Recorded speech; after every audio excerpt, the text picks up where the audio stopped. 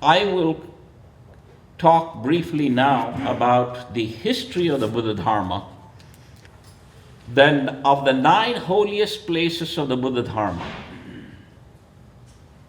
only the place of his birth, Lumbini, is in Nepal. The remaining 8 are in India. The first is Bodh Gaya, the place of his enlightenment. There is not a Buddhist who does not know about Bodh Gaya. The Blessed Lord got enlightened there. Sama sambuddhasa.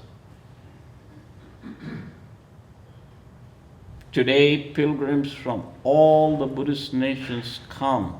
And our president, Mrs. Dixie, she is there dutifully every year since the year 2005. She has gone in November, December to Bodh Gaya. And the number of pilgrims from the Buddhist countries keeps on increasing. This year, Cambodia was the sponsor. One Buddhist country sponsors it every year. And then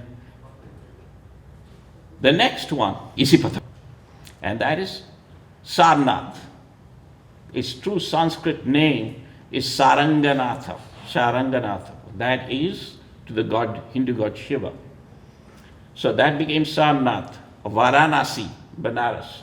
That is where the Dhammacakka Parivartana, the moving of the wheel, the 4 essential teachings of Buddhism, the 3 marks of existence, anicca, dukkha, anatta. Second, the 12-fold wheel of causality, Dvadasa Nidana Chakra, which Khenpo talked about, summarizing it into 3. The third thing, the 4 Noble Truths. These form the theoretical basis of Buddhism. But what do you do with theory? Theory without practice is lame, and practice without theory is blind. Just like the lame man and the blind man need each other to go places, you need both theory and practice. So what is the practice? The Noble Eightfold Paths. Because it has to reach that spiritual terminus that is Nibbana, or Nirvana in Sanskrit. Pali Nibbana, Sanskrit Nirvana. So that is where he delivered the 4 core teachings. I don't care from which branch of Buddhism you come from. Theravāda, Mahāyāna, Vajrayāna, any nationality. You could be Sri Lankan, you could be Japanese, you could be Mongolian, you could be Vietnamese. These 4 core teachings belong to all of us Buddhists equally, because it comes from the Blessed Lord himself.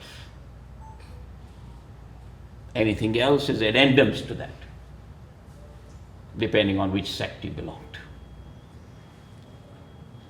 And then, next to other places, Buddha was not only wise, he was compassionate.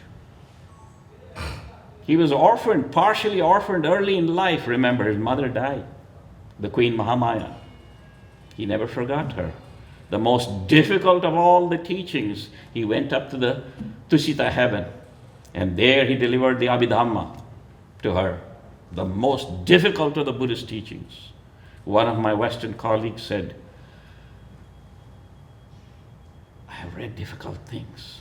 After the first 2 pages of the Abhidhamma, I had to pour cold water on my head. That is how tough it is. That's the Abhidhamma. So therefore, he taught her the Abhidhamma and came down at Sankisa, or Sankasya as it is known, not too far from Mathura. There, the lion capital is there at Sankasya, that exact spot. And the gods Indra and Brahma, though the only 2 gods that were known from Vedic Hinduism, they held the parasol as the Buddha descended from the Tusita heaven. Then what is His Holiness the Dalai Lama always says, do not, I know for us Bodh Gaya is very important, do not forget Savatthi. Why is Savatthi so important? because most of the lay disciples, the most eminent ones, like Anathapindika and Visakha, one on the male side and one on the female side, Upasaka and Upasika, as we say. Always remember the Sangha is made up of four, goes back to the Digha itself. What are they? The Bhikkhu, Bhikkhuni, Upasaka, Upasika. Monk, nun, layman, laywoman. The Sangha is fourfold, always. So, there, at Savatthi, these disciples who were there, eminent disciples. Anathapindika's story is really funny. The man was so wealthy. It was wealth beyond imagination. And he wanted to do something for the Buddha. But he, on the side of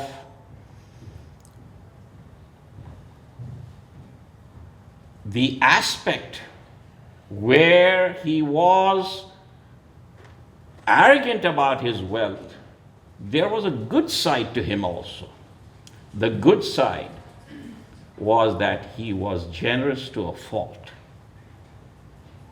That's why he was called Anathapindika, person who gave to the destitute. So that person wanted to buy something for the Buddha. And the Buddha did not want anything. He said, remember, I'm a prince. I don't want anything from anybody. But he would never take no for an answer. And finally, my monks like to meditate in that grove. So if you want to buy that, you can. And finally, of course, Anathapindika found that place was wonderful, that he had been given order by the Buddha. And he went to the place and he wanted to find out who the owner was.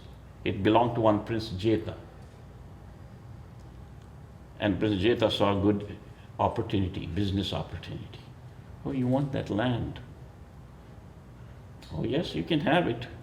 But please make sure that the entire turf that you want is covered with gold coins. Anathapindika says, no problem. He's rich. So he started putting all the gold coins. And Prince Jeta said, you're serious about this, aren't you? Who is this? Who is it you're buying for? It is to the blessed Lord, the Buddha. Then he says, Prince Jeta says, stop. I too am his admirer. I too am his disciple. You can have it. It is free. That Jeta Vihara stands to this day. The Buddha's kuti, the place where he exactly is still gone and adored by pilgrims to this day. So that is how important Savatthi is. And then, of course, the next place is the place of his Mahaparinirvana, Kusinagara, which is also in the state of Uttar Pradesh. The remaining two are in the state of Bihar. Rajagaha, the place, or modern Rajgir, the place of the First Buddhist Council, the Pathama Sangiti, in 483 BC, 4 months after the Buddha's parinirvana. And then the second was Vesali, the site of the second Buddhist Council in the year 386 BC, 100 years after the Mahaparinirvana of the Buddha. And then we have one in Madhya Pradesh, the Sanchi Stupa,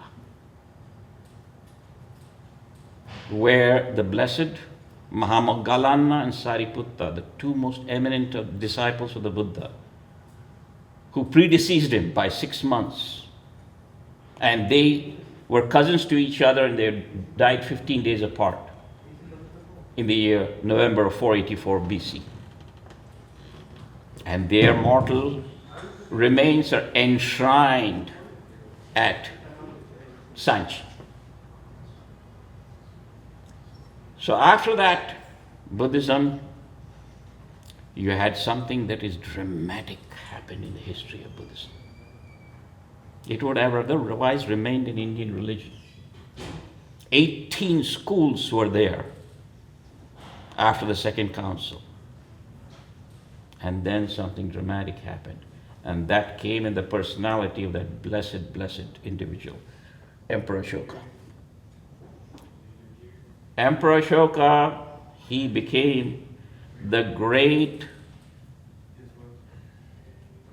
second person of Buddhism after the Buddha himself, that political authority.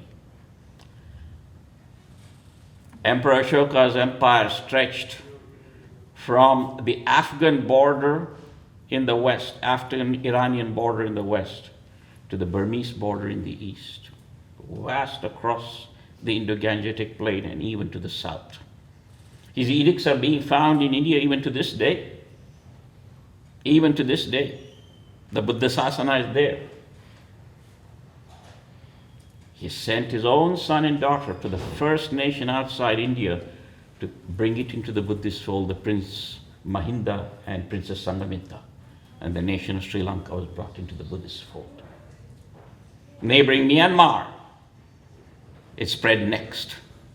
Seeing the kind of peace and prosperity that Myanmar had gotten, neighboring Thailand became interested in the Buddha Dharma. And they sent for Buddhist monks from Sri Lanka, India, and Myanmar. And on one fine day, the entire Thai royal family got converted to the Buddha Dharma. And Thailand is a very devoutly Buddhist country to this day. From there, it went to neighboring Cambodia.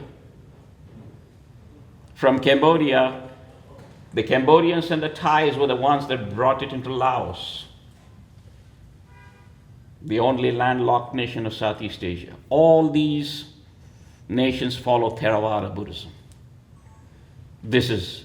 And Emperor Ashoka convened the Third Buddhist Council at Pataliputra, or modern Patna, the capital of Bihar. Then the next wheel began to turn. You had the Mahāyāna traditions coming up. Nagarjuna and Vasubandhu, from where the Madhyamika and the Yogacara schools of Indian Mahāyāna Buddhism were born.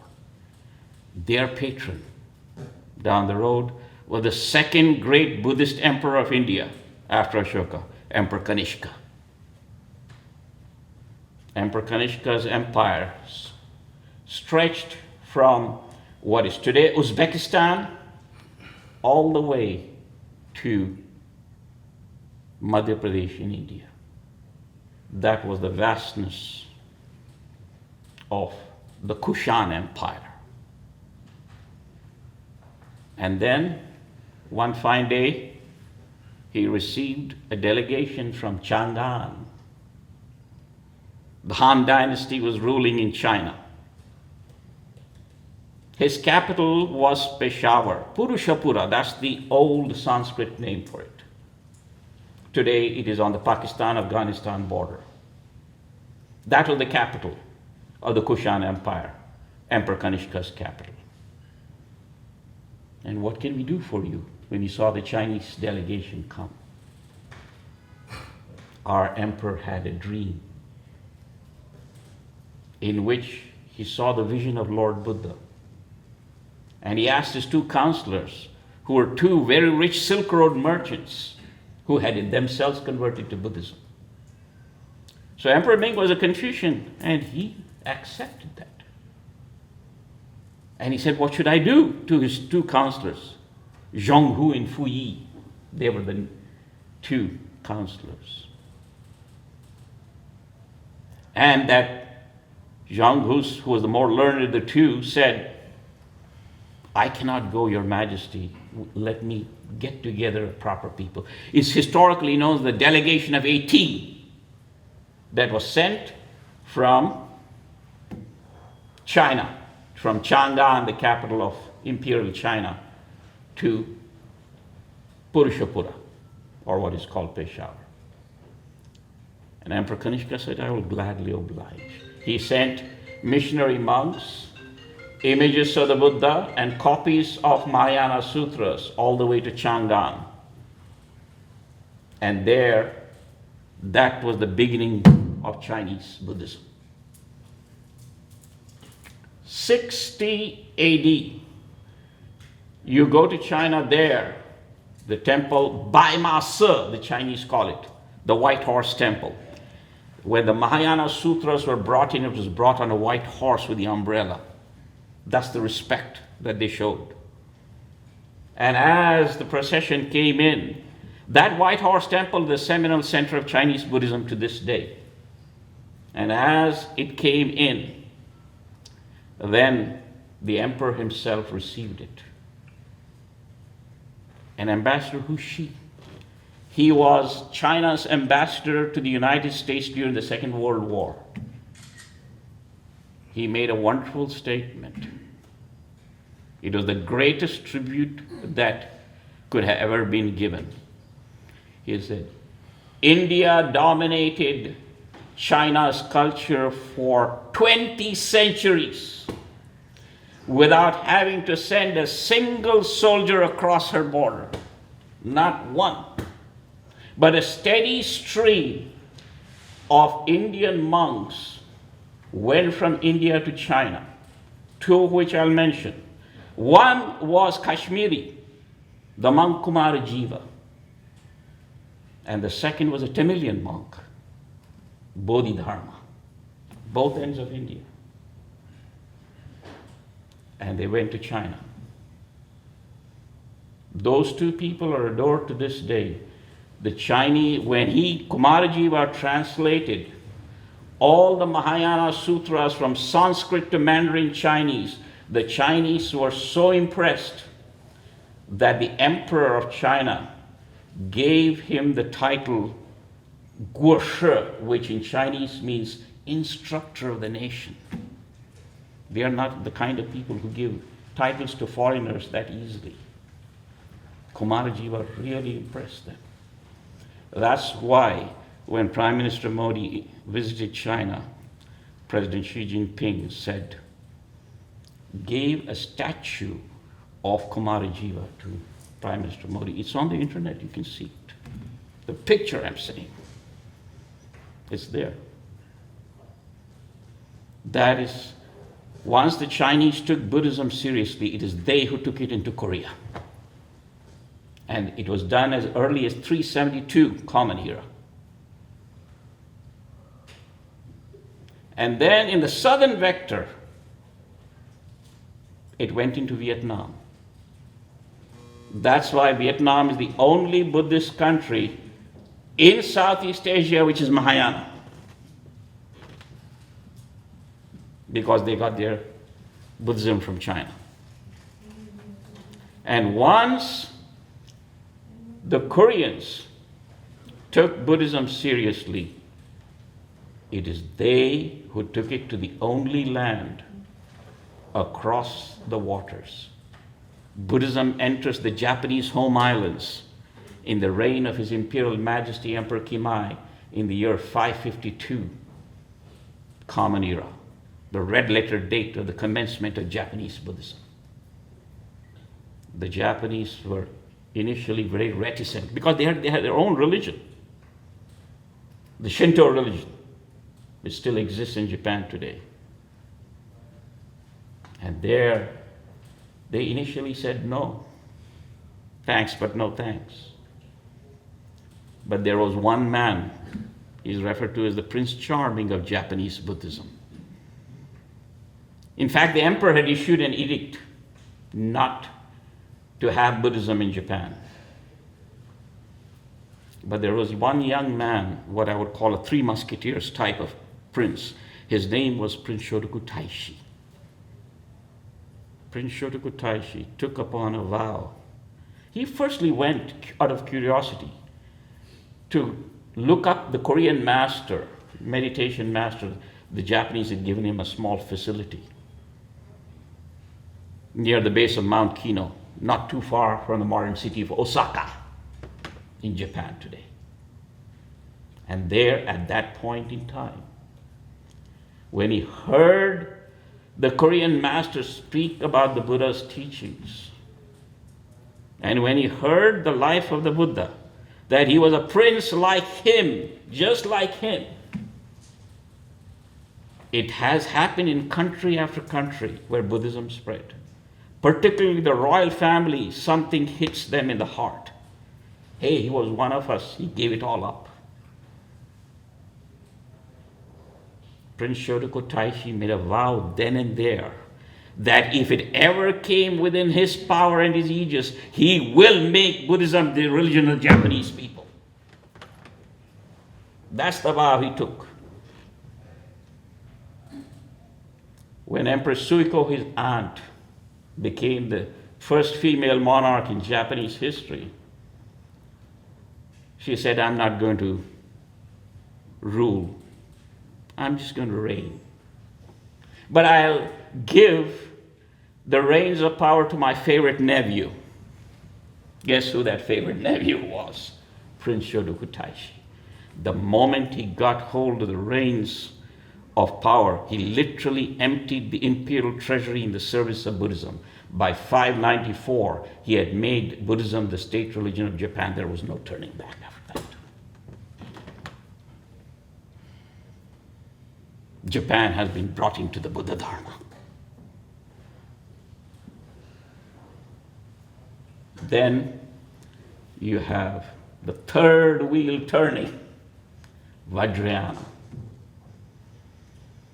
From Nalanda University, first motherland of Vajrayāna Buddhism is the blessed land of Tibet, our dear, dear neighbor,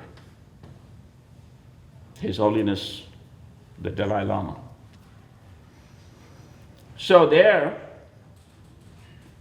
the king, Songtsen Gampo, he was the reigning monarch.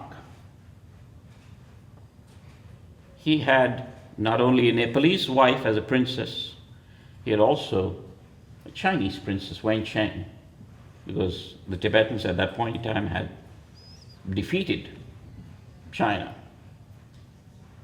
And at that point in time, she was a very devout Buddhist girl. She impressed upon her husband, her Tibetan husband, to bring in Buddhism from India, its original source. The abbot president of the Nalanda Buddhist University, the great monk Shantarakshita, went from India to Tibet. He was the first master. But he knew his limitations. He said, I will recommend one other person who can do a much better job than me. And that the Tibetans even today will try never to pronounce his name, the name of this Indian monk. They are so respectful of him, they'll call him Guru Rinpoche, or in Tibetan itself. And that was the monk Padmasambhava. Lopon Rinpoche, I believe. That's the Tibetan. This was the 7th century. It went into Tibet. And then the Himalayan regions, Bhutan and Sikkim and Ladakh regions of India. But one more dramatic event happened. 5 centuries later, the grandson of the great Mongol conqueror Genghis Khan, Kublai Khan, had become the joint emperor of Mongolia and China. He saw all around him every nation in East Asia, Northeast Asia and Southeast Asia, I don't care, had joined the Buddha Dharma. Mongolia was the only one that was not following the Buddha Dharma. So he sent for Tibetan monks to come, because they say India is too far. China is not the kind of Buddhism that we want. So Tibet is our nearest neighbor. So you have Tibetan Buddhist monks, steady stream of them, coming and preaching in the nation of Mongolia. By the year 1261, Mongolia had been brought into the Buddha Dharma.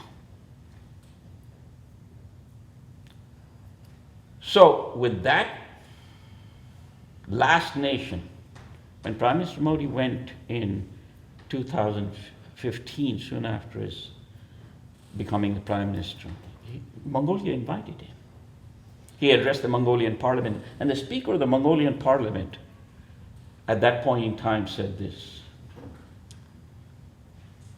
we have three neighbors. Immediate two physical neighbors, China to our south and the Russian Federation to the north. But we have one neighbor that we can never forget. It's a spiritual neighbor. We don't have a border, direct border. That's India. So that was the gratitude of the Mongolian nation for the Buddha Dharma being brought, and the Tibetans were the people who did that. You know, when the Russian Empire became communist in 1917, in the Russian Revolution of Lenin, Stalin, and Trotsky, the first nation outside the USSR to become communist was Mongolia, not Eastern Europe. That happened much later.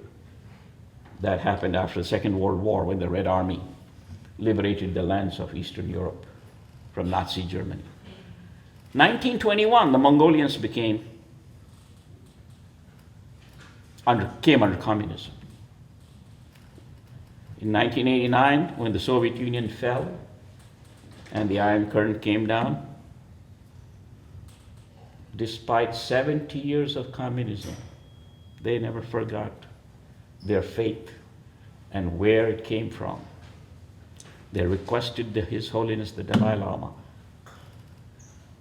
to come to Mongolia and reopen all the Buddhist monasteries that had been shut.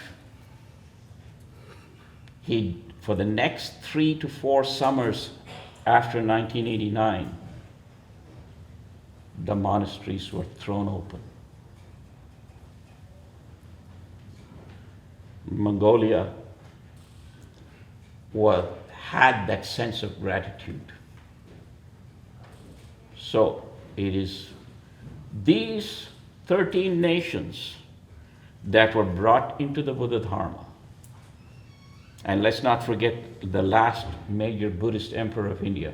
The third one after Ashoka and Kanishka was Emperor Harshavardhana. He had the Fifth Buddhist Council in the year 643 at a place called Kanyakubja. That's the old Sanskrit name for it. They call it Kanauj. He held the Fifth Buddhist Council. And members from all over the Buddhist world attended the Fifth Buddhist Council. So that is in brief, ladies and gentlemen, about the story of the Buddha Dharma coming out of India and spreading to all over East Asia. And the East Asian nations representatives are all here, from Sri Lanka to Burma to Thailand, Laos, Cambodia, and so on and so forth. And I thank you for being here to grace this wonderful occasion directed by the Venerables of the Buddhist Mahasangha.